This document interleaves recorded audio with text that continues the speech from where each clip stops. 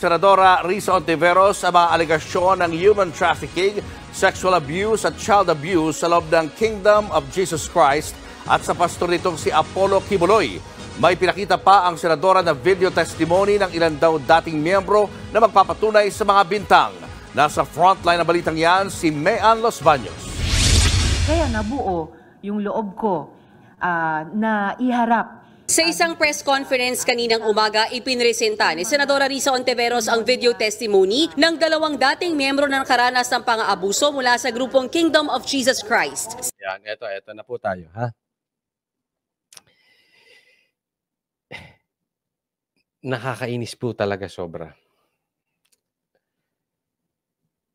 Alam nyo po, ito hindi po ito ipagbibintang kay Senador. Pero very questionable po. Very questionable yung inyong timing. Tandaan natin, nakademanda na po si Kibuloy. Hindi ko pinagtatanggol. Kung talaga may kasalanan si Kibuloy, idemanda at nakademanda na nga at ikulong. Ang kinaiinis ko dito, ito lang tanong. Tanong lang po ito. Inaabuso na ba ng Congress, ng Senate, ng lower house, yung mga hearing in aid of legislation? Tingnan nyo, bigla-bigla na lang, may kaso na si Kibuloy sa ibang bansa, bigla-bigla naman to si Ontiveros sumausaw. Alam mo, para kang vlogger na basta mayroong mga sasawsawan, sawsaw ng sawsaw. Kita na kayo ng vlogger na ganon? Na hindi naman siya dating DDS, naki-DDS. Hindi naman siya dating pulahan, naging pulahan. Para saan? Sa views. Ito.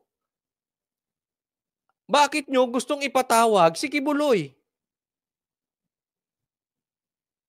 In aid of legislation? Really? Ako, tanungin ko na lang, yung mga kaalyado mo, yung mga dilawan. Yung mga vloggers ng dilawan. Sa tingin ninyo in aid of legislation nito? Ang tagal na nitong kaso eh. May kaso na nga eh. Bakit gusto nyong ipahiya si Kibuloy? Dahil gusto nyo mag-grandstanding? Sikat kayo, nag-iimbestiga na naman kayo dyan kay Kibuloy?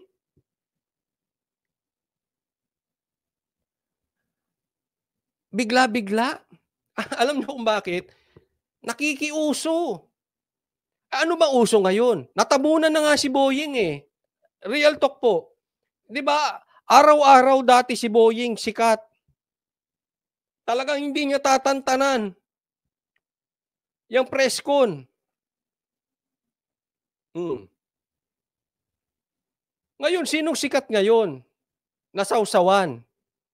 Si Sara, si Ka Eric, si PRRD, tsaka si Kibuloy. Yan ang mga ngayon sikat. So, here comes Ontiveros. Sausaw. Yan eh. Sige.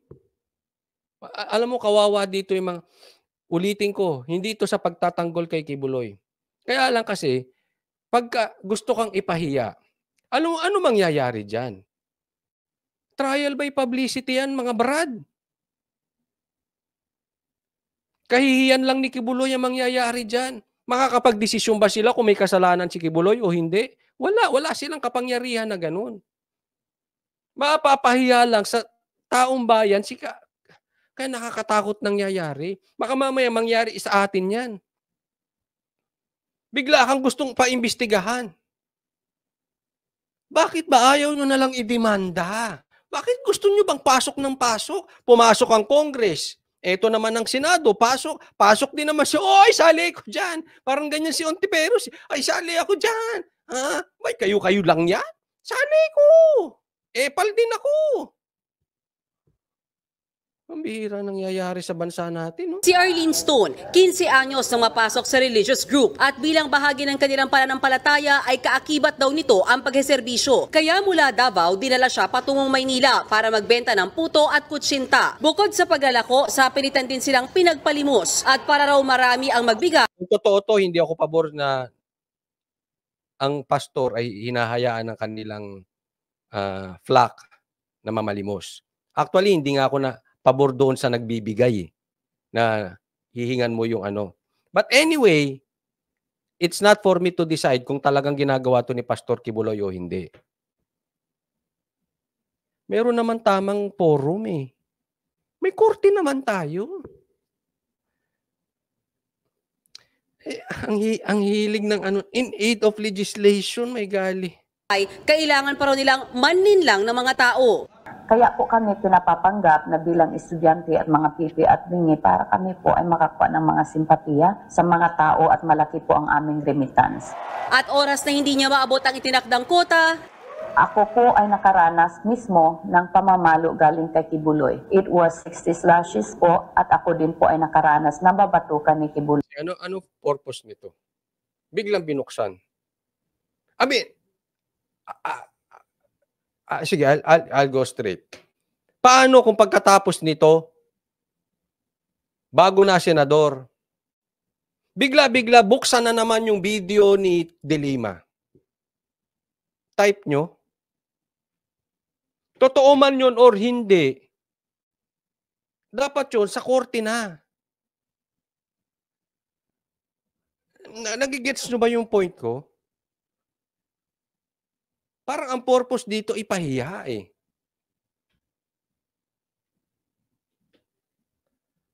Parang, Kibuloy, ipapahiya ka namin. Huwag mo nang ma-interview si Duterte. Lahat. Hindi niya naman sinasabing ganito ha. Pero ganito lumalabas sa taong bayan. Lahat na magiging access ni PRRD, pipitikin namin. Totoo man or hindi, ganyan ang tingin ng taong bayan. At ako din po ay nakaranas na ipahiya sa harapan ng mga members at workers ni Kibuloy. ayon naman kay Senadora Ontiveros, may iba't ibang level pa raw ng mga recruit ng Kingdom of Jesus Christ. Hiwalay daw dyan ang inner circle ng pastoral. Ang mga miyembro nito, kadalasan ginagawang katulong, alalay at kung minsan, May mga demanda na. Ako, hindi ako hindi ako magugulat. At ako ay malaki ang opinion ko na pagdating sa 2028, andyan dyan ba yung mga kaibigan natin, na mga trolls, na mga dilawan, andyan ba kayo, nanonood kayo? Tandaan nyo itong sasabihin ko. Yang napaka-active ni Ontiveros, malamang-lamang yan. Sa 2028, si Ontiveros ang standard bearer nyo. Kaya maingay ito eh. Gusto nito maging standard bearer. Ontiveros, tatakbo ka ba? Hindi, wala namang masamang tumakbo. Tinatanong ko lang. Doon sa mga vloggers, dito sa mga sausaw ng sausaw, ayan na Ayan na yung pinagmamalaki ninyo. Meron na kayong standard bearer. Ang tanong, mangangalahati ba ng boto? Ang tanong, mananalo ba? Baka kung nakakatapat niyan si Sara, ilang paso yan? Huwag kayong in denial. Huwag kayong in denial sa katotohanan. Kung Sara at Ontiveros, ilalampaso yan.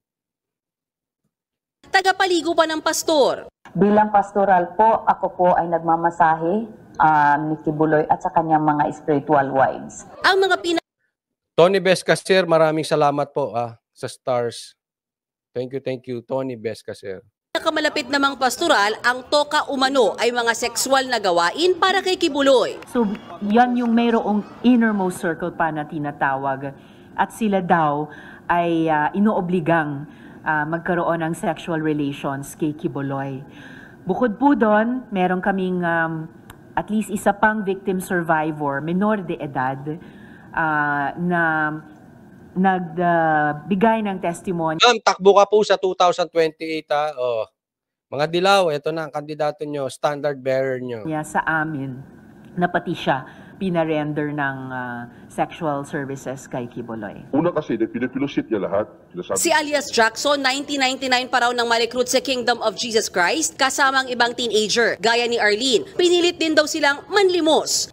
Sampal at pamalo din daw ang inabot niya nang hindi siya makarimit ng sapat na pera. Bapa ka talaga. Alam mo yung ganito kakapal na, yung parang paddle na pinapakita doon sa mga ising, maliit lang doon ng kunti, tapos makapal lang doon ng kunti. Doon po pinapalo.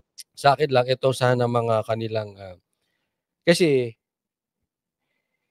aminin na natin, marami sa mga Pilipino, bagamat hindi lahat, marami sa Pilipino, marites. Alam ko yan, nabiktima na ako niyan eh.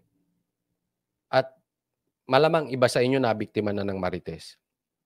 Hindi po lahat ng mga nagte-testify na ganyan, nagwi-witness, totoo sinasabi. Especially pagkapos ka na sa pera, kahit ano na lang sasabihin mo. Or hindi ka na pagbigyan. Hindi ko po pinagtatanggol na walang kasalanan si Kibuloy. Ang sana lang, total nagpakita ka na ng ganyan, Ontiveros. Sana magpakita ka na ng ebidensya bukod sa daldal. Sana man lang may video na pinapalo nga sila ni Kibuloy, na merong sinabi na si Kibuloy na pinagpapalimos sila. I mean, evidence. Hindi po, ang dali magsalita eh. Ay, pwede ko sabihin, si Kibuloy, sinisingil akong 1 million pag tanggol ko. Pwedeng ganun, di ba? Pwede ko sabihin, hindi ako binayaran. Ang dali ko sabihin eh. Di ba? Ang tanong, asa ng ebidensya? O, si ganito, iboboto ninyo? Yan ang papalusot ng mga droga sa Pilipinas. Di ba? Asa ng ebidensya, Ontiveros? Sana dinagdagan mo na. Bukod sa ganyan. Yung dali niyan. Kahit sino. Ilan yung nanonood sa akin ngayon? Kahit sila, pwede nilang pagbintangan lahat si Kibuloy eh. Ang daling dumaldal eh. Pwede ko sabihin, ay si Kibuloy, bakla. Type ako niyan eh. Di ba? I mean, example lang yun ha. Hindi ko sasabihan si Kibuloy ng ganun. Pero ang dali sabihin. Tandaan nyo po ito hindi lang para kahit kanino. Talk is cheap. Talk is cheap. Let me repeat it again. Talk is cheap. Unless back up by evidence. Sa amin. Nakatanggap naman daw ng patunay ang opisina ni Senator Ontiveros sa nagsasabing ang mga pang-aabusong gaya nito nangyayari hanggang sa ngayon. Kaya sa pamamagitan ng resolusyong inihain niya, magsasagawa ng pagdinig ang Senate Committee on Women and Children kung saan haharap pa daw ang ilan sa mga nagrereklamo laban kay Apollo Kibuloy. Batid ni Ontiveros na marami sa mga Alam mo yung dating nakikiuso. Parang vlogger na nakikiuso. Para dumami ang views. biktima ang natatakot. Alam mo, biglang naging... Mamaya, ikukwento ko sa inyo. Ngayon, ang daming biglang nagiging Sara. Dati naman hindi.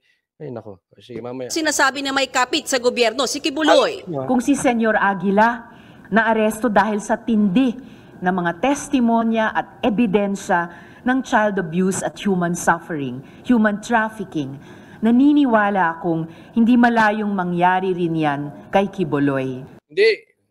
Walang bearing po yung paniwala mo, yung piniwala ko. Hindi importante yung paniwala mo, ma'am. Hindi rin importante yung paniwala ko. Ang importante sa ganito, criminal charges po yan. Ang importante dyan, ebidensya. Hindi yung paniwala mo or paniwala ko. Malakas daw si Kibuloy sa gobyerno at mga politiko. Kaya daw nila itong ipagsawalang bahala.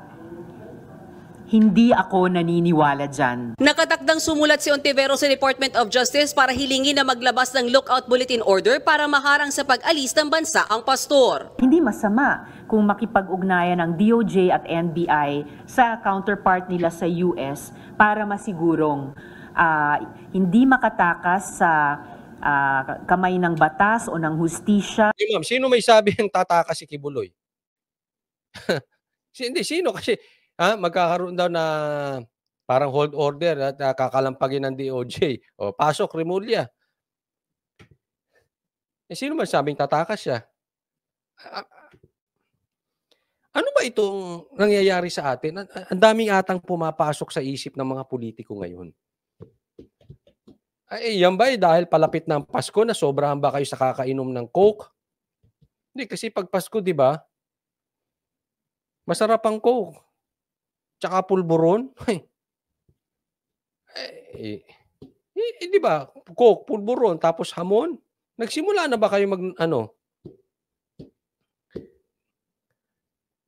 kumain ng Noche Buena? Si Kibuloy. Kung di na raw umabot ang pagdinig ng Senado ngayong taon, sisikapin daw nila Ontiveros na maisagawa ito sa Enero. Kabilang din sa gustong paimbestiga ni Ontiveros ay ang yaman ni Kibuloy. Ayon naman sa abogado ni Kibuloy na... Teka muna, ito Gustong paimbestigahan. Posible naman palang hindi maimbestigahan. So, next year pa raw iimbestigahan. Alam mo yung ginagawa ni Ontiveros? Parang yung ginagawa ni Boying. Na mag-a-announce sa press con, magsasalita siya, susuko na, makikipag-ugnayan sa ganitong bansa, papadalahan ng siulat, lahat ng hakbang kailangan ilabas sa media. Hindi ka pa pala siguradong ipapatawag mo. Yung mga witnesses, nilatag mo na lahat. Sana ganito. Pinatawag nyo na lang agad si Kibuloy. Pagdating ng pinatawag nyo, doon nyo siniwalat yung mga inyong ebidensya. Ngayon, unfair kay Kibuloy. Nagsalita kayo sa media, paano sasagot yung mama? Hindi po ba pag-aabuso yan ng kapangyarihan? Is that fair for Kibuloy? Patas po ba kayo? Dinaldal nyo na sa media, hindi pa pala sigurado kung kailan maiimbestigahan. Posibleng next year pa. So iniwanan mo lang siya ng iisipin ngayong Pasko para sa hapagkainan, pag-uusapan, ay si Ontiveros, ang galing-galing. Paiimbestigahan si Kibuloy, di palakpak tenga na naman yung mga dilawan. So sikat yung dilawan ngayon. Sa dilawan siya ang sikat. Pwede namang doon na sa hearing mismo. Dinaldal nyo pa rin dito. Kawawa yung tao. Pambihira talaga na. Ako medyo, na ako sa nangyayari. Kasi kahit sino pwede nilang ipatawag eh. Hindi, malalaman pa ba natin kung talagang yung pagpapatawag sa isang tao ay in aid of legislation or dahil gusto lang ipitin ng isa. Paano natin malalaman? Di ba? Sana magkaroon ng batas na pwede mo naman kasing pag-aralan ng hindi na pinapatawag eh. Alisin mo yung camera dyan. Ewan ko kung hindi magsi-absent ang mga senador at congressman. Kaya masisipag yan kasi may camera. Kaya masisipag mag-grandstanding niya may camera. Sana mabago yung batas na kung iimbestigahan nila in private. Nang sa ganun, hindi napapahiya yung mga akusado na hindi pa namang guilty. Nagagawin nilang trial by publicity. Ganyan na po ang nangyayari ngayon. Sinimulan kay Bantag, kay Tebes, ito SMNI, kay Badoy, lahat trial by publicity.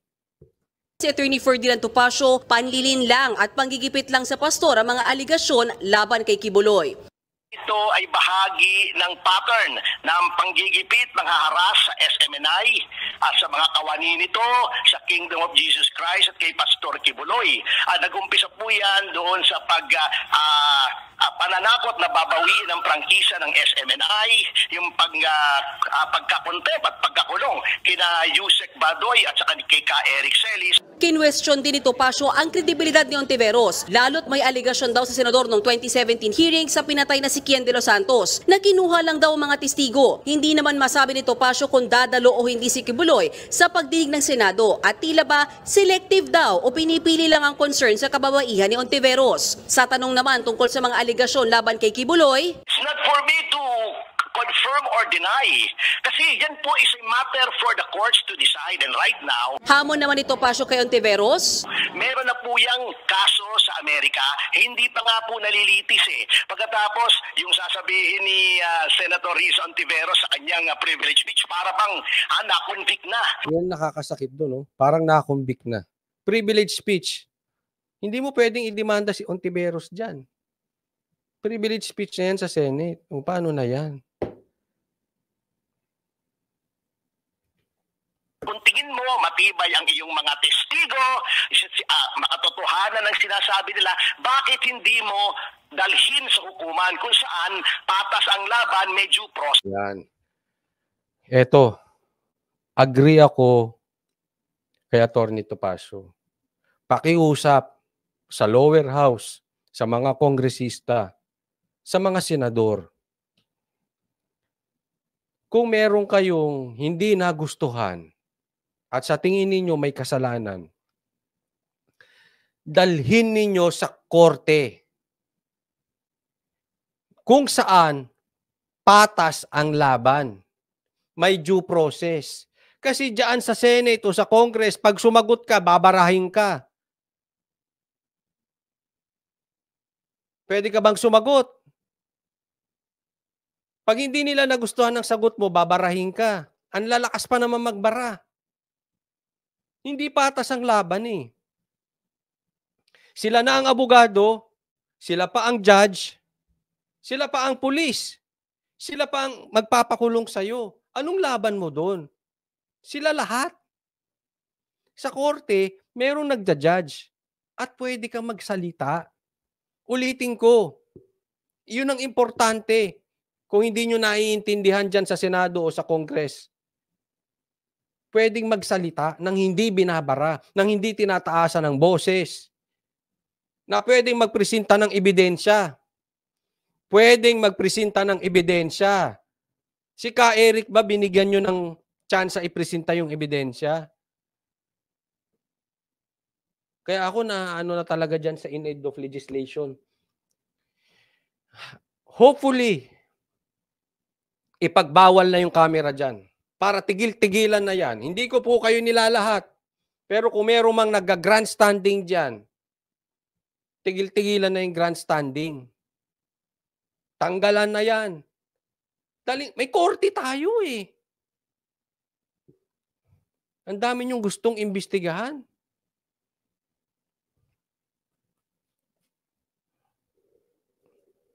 Wala pang sagot si Ontiveros tungkol dito. Nagbabalita mula sa Frontline, Mean Los Baños, News. May I present to you, Dilawan, your number one candidate, your standard bearer for 2028, Senator Ontiveros.